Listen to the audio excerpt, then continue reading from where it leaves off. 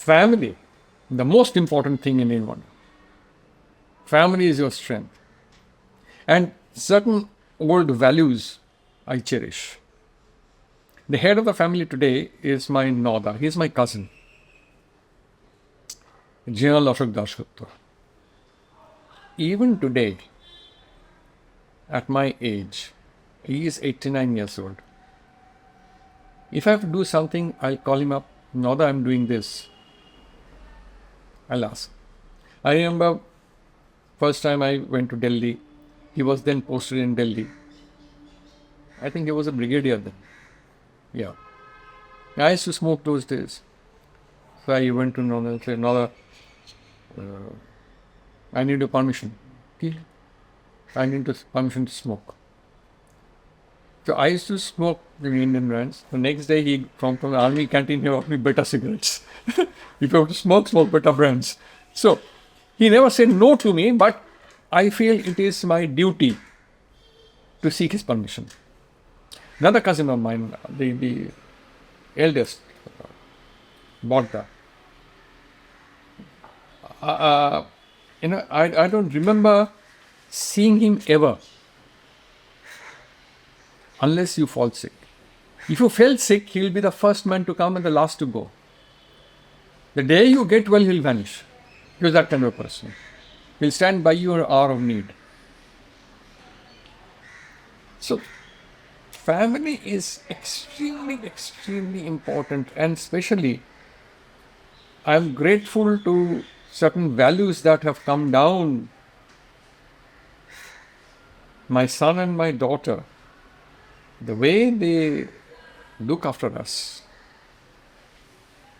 I think I should thank God for it. As school captain, it was a co-ed school, there was this girl who was also a school captain for the girls. And during in May, you have the Robindra Jayanti, the 25th, 25th of Boishak is Tego's birthday, you have this celebration. She was a great singer, and somehow I got also selected. I used to sing when I was young.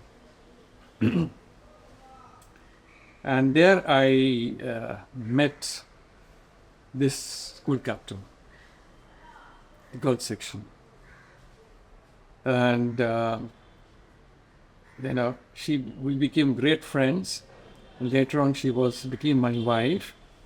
And till today, we are extremely happy. And she has stood by me like a rock. To the extent, I tell you, the credit for my son and daughter becoming what they are today is entirely hers. Because when I got married in 1970, that was the time when I was into various kinds of things. I'll come to the 70s later on, but I'll just give an example. Doordarshan had just started, and I was the only news producer, which means you have to be there 7 days a week. There were two of us, Indrit Lahiri and myself, but Indrit couldn't read Bangla. Therefore, he produced the English bulletin, though I was the English producer, and I used to produce the Bangla bulletin.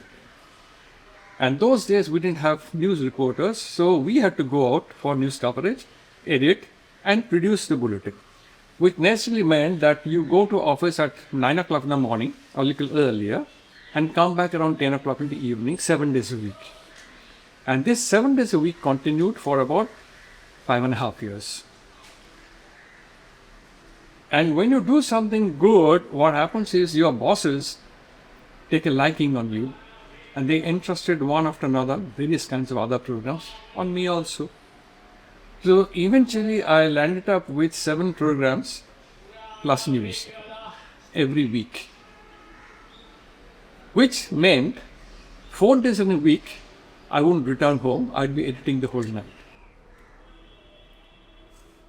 And mind you, all the while, he would look after my parents. They were old parents. My son was born, My daughter was there. Their schooling, their everything. And she was also working, mind you. And we hardly met because she would go to college. She was a professor. She would go to college. Our college would begin at 6 o'clock in the morning. She would be back by 10 o'clock. I'll leave house by 8:30. By the time I come back, it will be about past 10 o'clock in the evening. Okay? So we'll meet for half an hour, then that's it. So she literally looked after my children, their education, their upbringing, everything great goes to her. Had she not been there, my madness couldn't have continued. I've seen the worst that any father can see. I lost my daughter-in-law. A daughter-in-law is like a daughter. In-law is redundant, actually. I lost my daughter-in-law, and she was so close to me, unbelievably close to me. You know, have you ever seen a daughter-in-law? I would sit in a sofa. She would sit on the back, hug me like that. Seeing her struggle and doing the last rites for her, let it not happen to anyone in life. It's very, very, very, very difficult. I don't want such challenges to come to anyone. No. That shouldn't.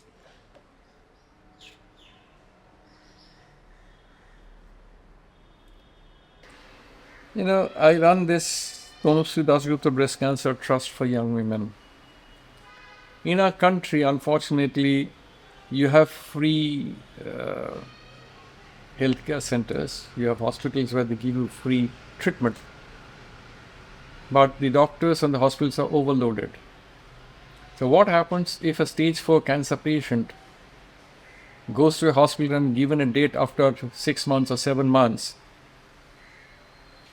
It's nothing. So what happens to her treatment? And she can't afford to go to a private hospital because she can't afford. So what we do is right now we have 79 below poverty line young breast cancer patients with us. And my son funds it fully. He hasn't married. He stays abroad. So